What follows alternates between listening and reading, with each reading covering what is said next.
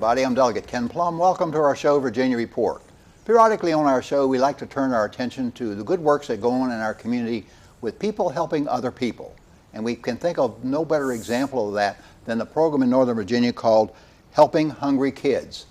What a worthwhile cause that is. And I'm pleased to welcome to the show tonight Connie Laurent Roy, welcome. Thank you. And Sandy Amato. Thank you. Connie, start us off, if you would, by telling us what is the program Helping Hungry Kids. I mean, it's kind of obvious by its name, I suppose, but tell us a little bit about it and how it came about. Well, we both had, Sandy and I belonged to a group called Giving Circle of Hope, and in July 2009, we were made aware of the growing number of hungry kids, latchkey type kids who parents were so hard-pressed, they worked 2 and 3 jobs, and we went to Giving Circle at a meeting and saw. Mm-hmm. There was a group there from Flores United Methodist Church, and they brought with them a weekend food package and said this would be a great service project for Giving Circle, and Connie and I said yes it would. And so we actually met that night and put together Helping Hungry Kids. We started doing 80 packages a week out of my basement in Reston, and our first school partner was Dogwood Elementary, and we started with 80 bags a week, and it's enough food, each package has enough food for one child for one weekend. And we went from there. We quickly grew from 80 packages a week to 100, and then 200, and now we're in more than 9 schools with over 350 packages a week, I believe. Right. Yeah. And each pack has breakfast, lunch, dinner. We try and make it as healthy as we can. Oatmeal, milk, fruit cup, applesauce, Chef Boyardee pastas and things, granola bars, popcorn, things kids will eat too, which is important.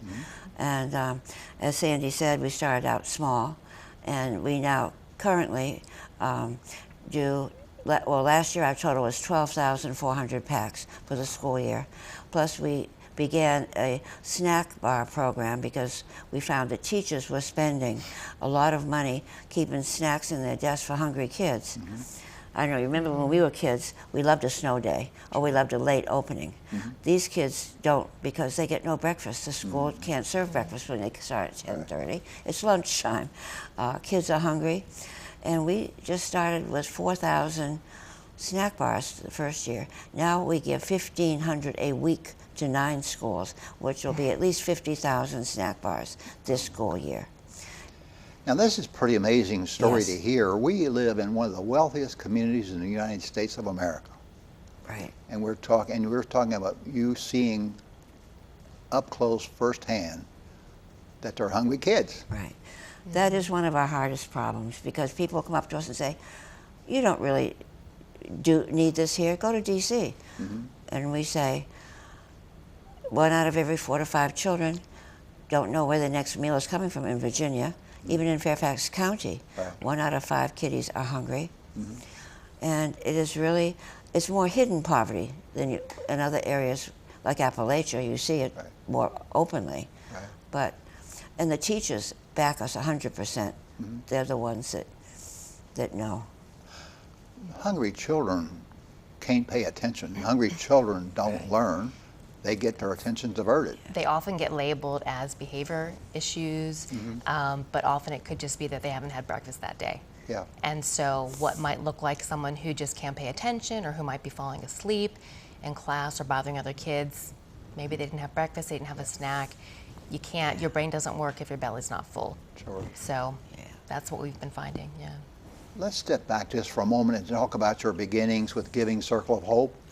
Normally I think of Giving Circle of Hope as raising funds from a variety of sources to help specific causes and so on. But it looks like what happened here was, as members of Giving Circle of Hope, you saw a need and you are establishing a program out of that.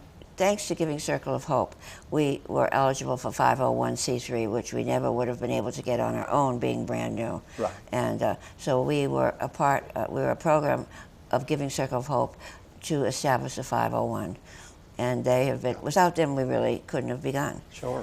Yeah, and now as we grew, the last year or so, we became a little too large and for them, because we needed to have more direct access to a 501 in order to go for grants and things of that nature.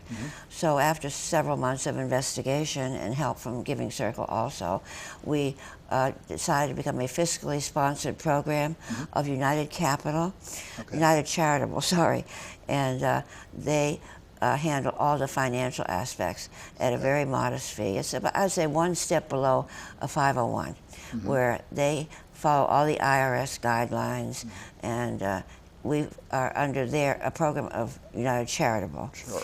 And the cost is minimal in that 98%, we're an all-volunteer organization, 98% of all goods donated and cash donated go directly to children's food.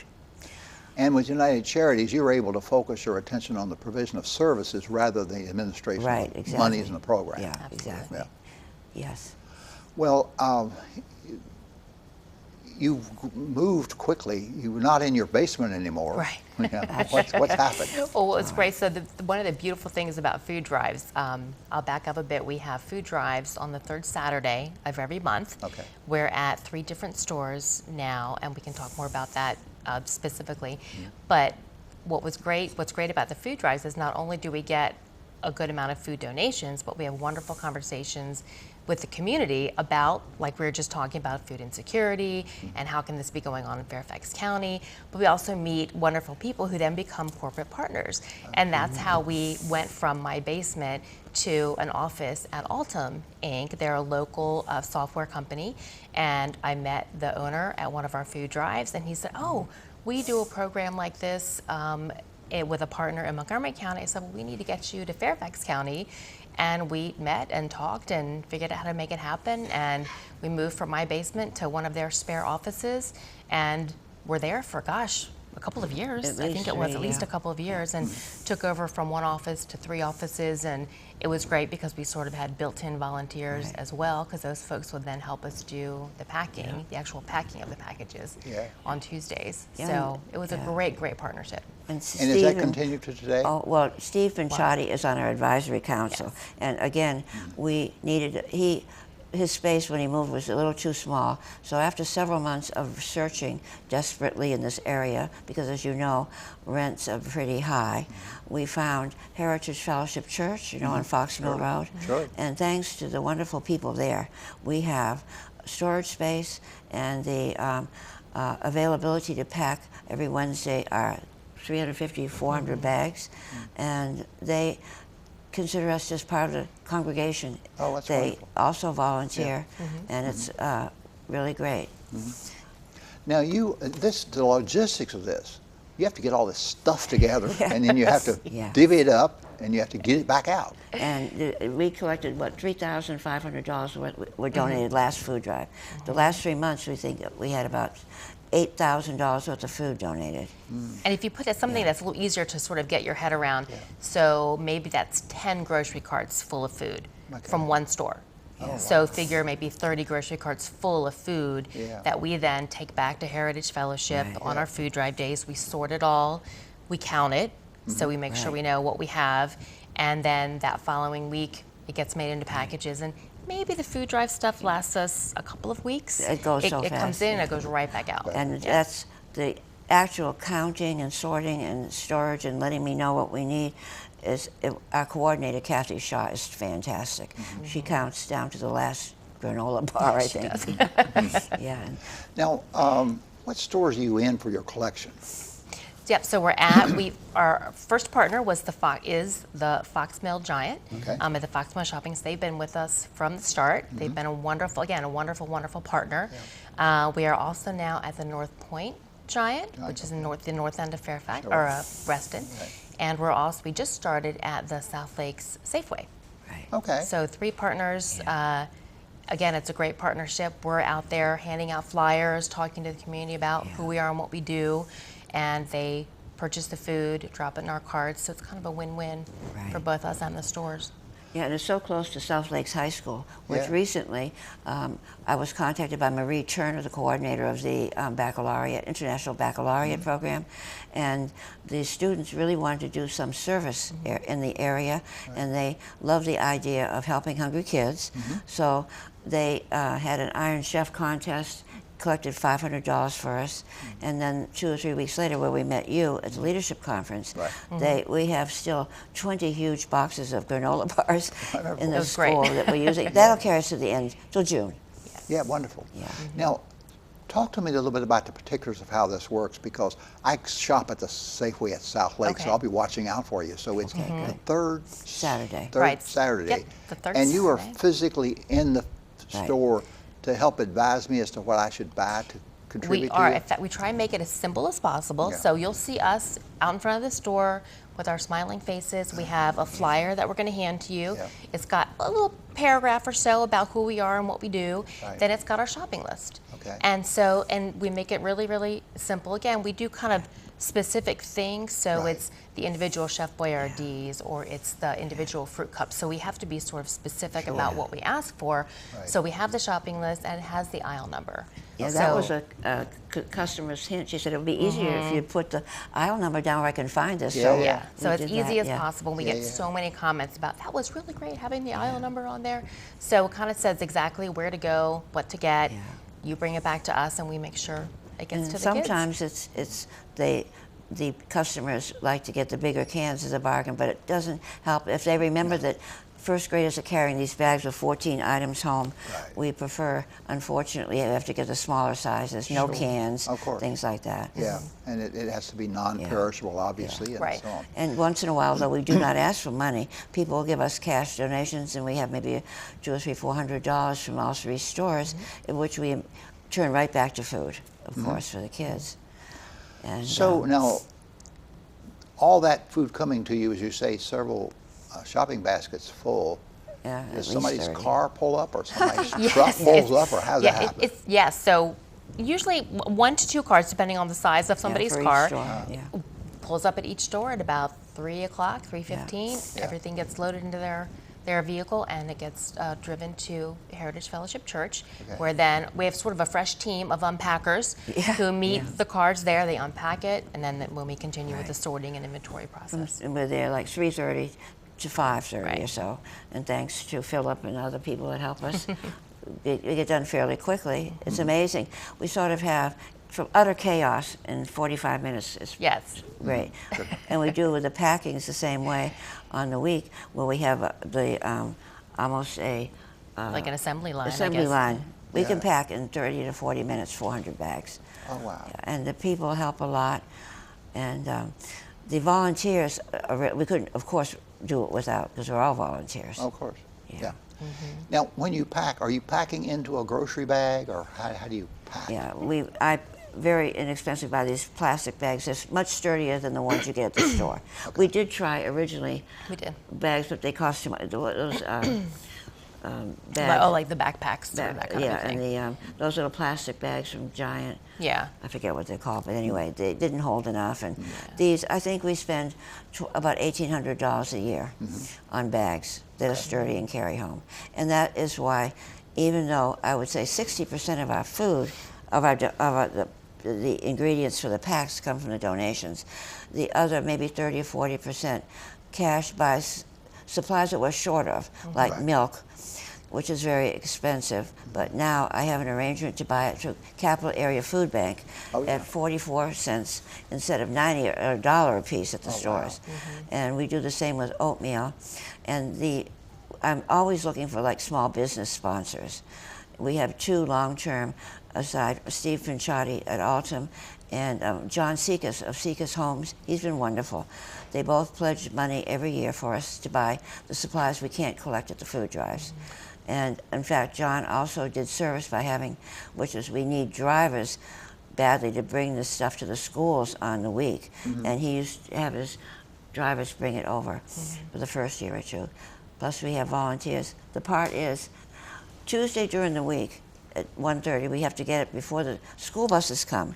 And the kids are all running out. We don't want any accidents. Right. And most people are working then.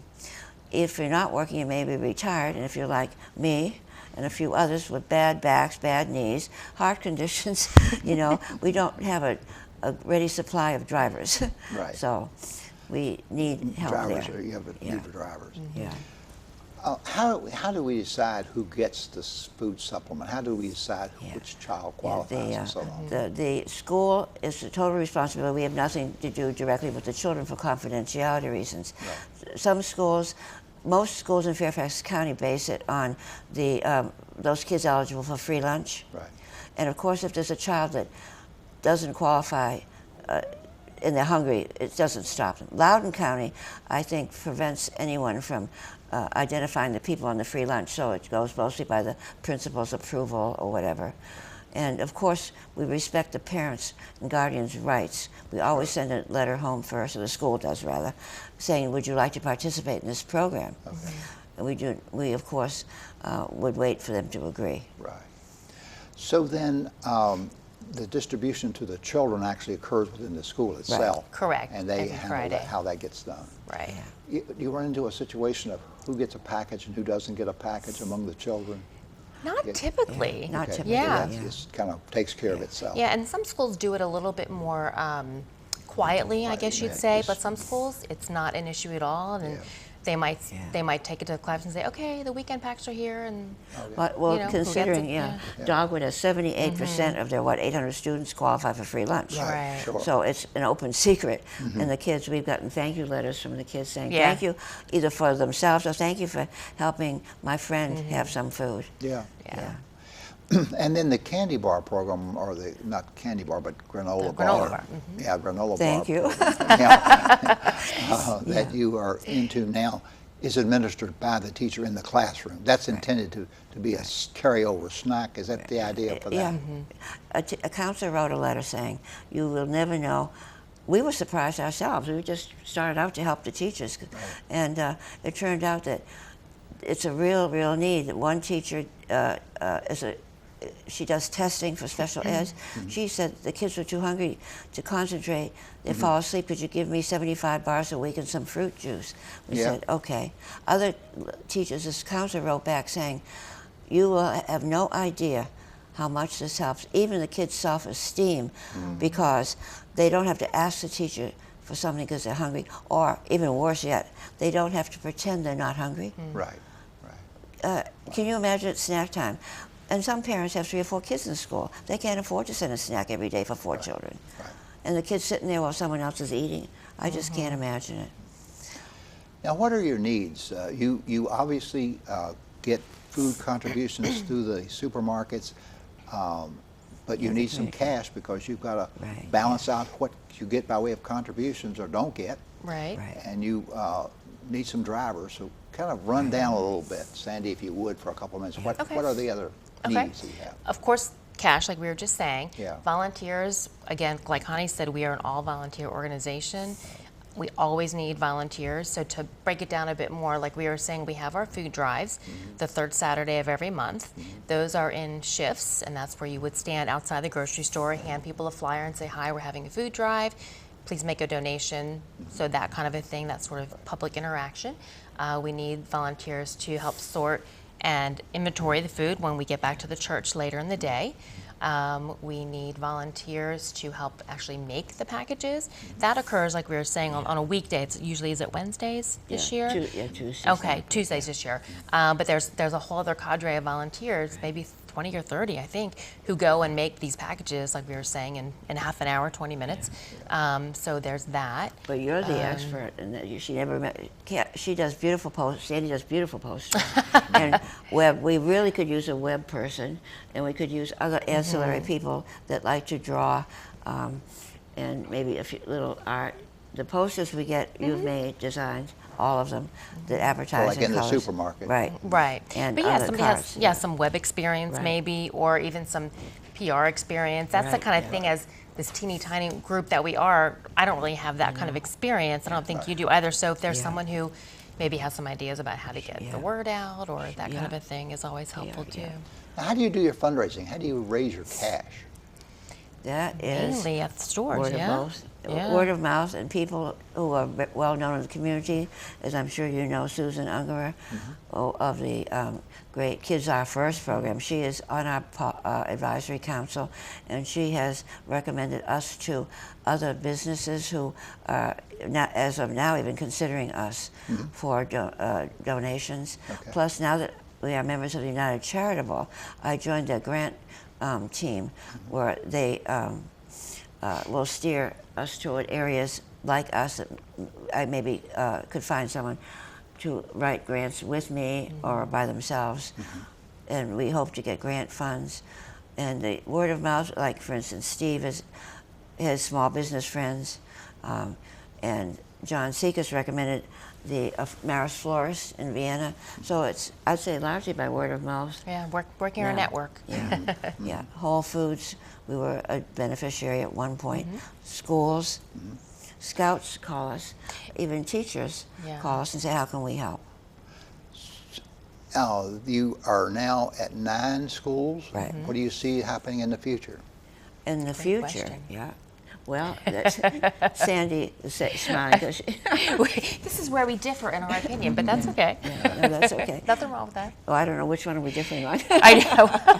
I keep keeping her more active than she wants to Yeah, be. there you go. Yeah. Ideally, this wouldn't be an issue, but Right. realistically, it is. Right. So I think as long as we can keep getting food, getting the donations, getting the cash, we're able to.